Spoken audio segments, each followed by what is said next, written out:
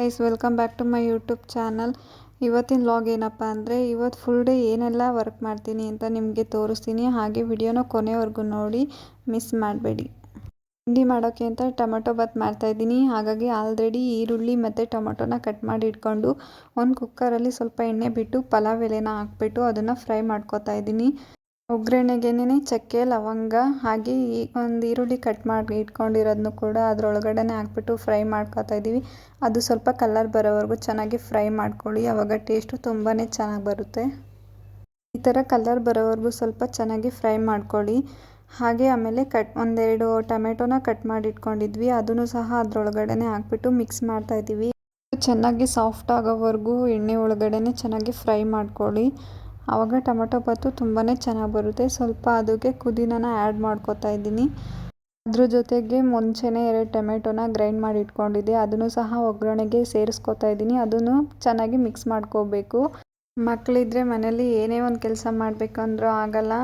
ನೋಡಿದ್ರಲ್ಲ, ಅವನು ಅವಾಗ ತಾನೇ ಜಸ್ಟ್ ಎದ್ದಿದ್ದ, ಅವನು ಸಹ ತೀಟೆ ಮಾಡ್ತಿದ್ದ. ಹಾಗಾಗಿ ಅವನು ಆಟ ಆಡಿಸ್ಕೊಂಡು ಟೊಮೆಟೊ ಬಾತನ್ನ ಮಾಡ್ತಾಯಿದ್ದೀವಿ.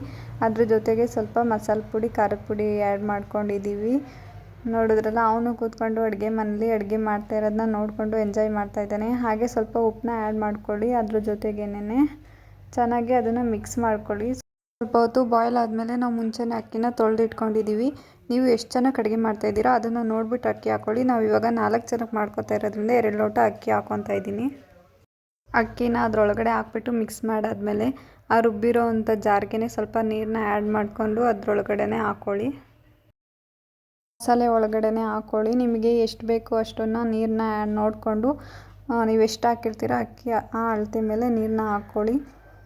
ನೀರೆಲ್ಲ ಹಾಕ್ಕೊಂಡಾದ್ಮೇಲೆ ಅದನ್ನು ಸ್ವಲ್ಪ ಹೊತ್ತು ಹಾಗೆ ಕುದಿಯೋದಕ್ಕೆ ಬಿಟ್ಬಿಡಿ, ಯಾಕಂದರೆ ಅಕ್ಕಿ ಜೊತೆ ಮಸಾಲೆ ಚೆನ್ನಾಗಿ ಆ್ಯಡ್ ಆಗುತ್ತೆ. ಅದಾದಮೇಲೆ ಮುಚ್ಚಳನ ಹಾಕೋತಾ ಇದ್ದೀವಿ. ಹಾಗೆ ಬೆಳಗ್ಗೆ ಪೂಜೆ ಮಾಡಬೇಕು ಅಂತ ಅಂದ್ಬಿಟ್ಟು ನಮ್ಮ ಅಕ್ಕ ಪೂಜೆ ಮಾಡೋದಕ್ಕೆಲ್ಲ ರೆಡಿ ಮಾಡ್ಕೋತಾ ಇದ್ದಾಳೆ. ನೋಡಿದ್ರಲ್ಲ, ಅದೇ ಗ್ಯಾಪಲ್ಲಿ ತಿಂಡಿನೂ ಆಗುತ್ತೆ, ಈ ಕಡೆ ಪೂಜೆನೂ ಆಗುತ್ತೆ ಅಂತ ಅಂದ್ಬಿಟ್ಟು ಫೈನಲಿ ಪೂಜೆ ಎಲ್ಲ ಮುಗೀತು. ನೋಡಿದ್ರಲ್ಲ, ನಮ್ಮ ಅಕ್ಕ ಈ ಥರ ಡೆಕೋರೇಟ್ ಮಾಡಿದ್ಲು. ಪೂಜೆ ಎಲ್ಲ ಆಯಿತು, ಅದ್ರ ಜೊತೆಗೆ ಟೊಮೆಟೊ ಬಾತ್ ಕೂಡ ರೆಡಿಯಾಗಿತ್ತು. ಅದನ್ನು ಮೊಸರು ಬಜ್ಜಿ ಜೊತೆ ಹಾಕೊತಿದ್ವಿ. ತುಂಬಾ ಚೆನ್ನಾಗಿತ್ತು ಟೇಸ್ಟು. ಲಾಸ್ಟ್ ವ್ಲಾಗಲ್ಲಿ ಹೇಳಿದ್ನಲ್ಲ, ನಮ್ಮ ಅಕ್ಕನ ಮಗನ ಬರ್ತ್ಡೇ ಇದೆ ಅಂತ. ಹಾಗಾಗಿ ಅವನಿಗೆ ಬಟ್ಟೆ ನೋಡೋದಕ್ಕೆ ಅಂತ ಹೋಗ್ತಾ ಇದ್ದೀವಿ ಅಂಗಡಿಗೆ. ಪಾಪುದು ಮೆಜರ್ಮೆಂಟ್ ಎಲ್ಲ ತೊಗೊಂಡು ತೋರಿಸ್ತಾ ಇದ್ದಾರೆ ಬಟ್ಟೆನ, ಯಾವ್ದು ಬೇಕು ನೋಡಿ ಅಂತ ಅಂದ್ಬಿಟ್ಟು. ತುಂಬಾ ಒಳ್ಳೊಳ್ಳೆ ಕಲೆಕ್ಷನ್ಸ್ ಇತ್ತು ಆ ಅಂಗಡಿನಲ್ಲಿ. ನೋಡ್ತಾ ಇದ್ದೀವಿ ಯಾವ್ದು ಚೆನ್ನಾಗಿ ಕಾಣಿಸುತ್ತೆ ಪಾಪುಗೆ ಅಂತ ಅಂದ್ಬಿಟ್ಟು. ಫೈನಲ್ ಆಗಿ ಒಂದೆರಡನ್ನ ಸೆಲೆಕ್ಟ್ ಮಾಡ್ಕೊಂಡ್ವಿ. ಅದನ್ನು ಅವನಿಗೆ ವೇರ್ ಮಾಡಿ ನೋಡ್ತಾ ಇದ್ದೀವಿ ಯಾವ ಥರ ಕಾಣಿಸ್ತಾನೆ ಅಂತ ಅಂದ್ಬಿಟ್ಟು.